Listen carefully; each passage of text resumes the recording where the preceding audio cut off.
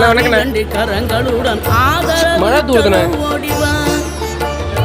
ஈசன் மகனே என்னை காக்க இங்கே துணையன்றி வேறாரையா. நெஞ்சார நான் நினைக்க பஞ்சாமிர்தம் கொடுக்கும் ஒரு தெய்வம் நீதானையா, ஒரு தெய்வம் நீதானையா.